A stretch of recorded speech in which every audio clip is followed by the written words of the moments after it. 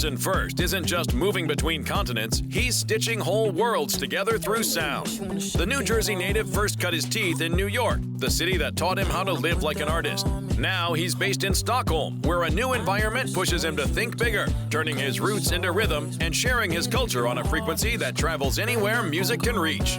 I didn't learn to appreciate it until I moved outside of my comfort zone, right? I didn't realize all this like cultural equity that I have, because growing up where I grew up, everybody is like you, so you see people like you, they talk like you, they dress like you, and it's not until you move outside of this like comfort zone of where you're from where you realize like, oh wow, like these things that I thought were normal isn't normal to them. So let me make sure that I continue to push this culture that I have from growing up, from my father, my mother, my friends and family, and let me bring it to people out here in Sweden, in Europe, or whatever. So I was just like tapping into it even more. Harrison started out in school as a percussionist, playing in different kinds of bands. From there, he moved into producing beats, and that's where his own sound really took shape.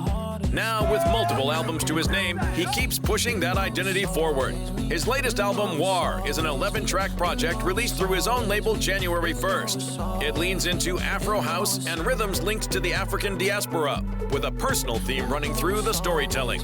So my album called WAAR. You can call it WAAR, you can call it WAR, WAAR, but it stands for wavering as a reed, and typically it would be pronounced war.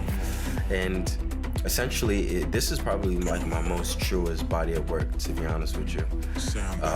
Like I produced it, wrote it, and I performed it, so and I felt like that was needed for me to do that because all of these emotions and things that I'm going through currently for probably like the past year and a half. It's like, I felt like I was forced to make this project.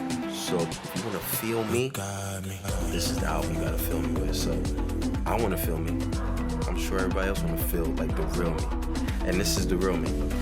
Behind the scenes, First is also a producer and collaborator, with credits connected to artists like St. John, Teflon Saga, Unji, and Kahlo. Live, he's taken that sound across the US and Europe, toured with acts including Mape, and he doesn't just roll out the same old set on autopilot. He reads the room, adjusts in real time, and lets the crowd steer the direction.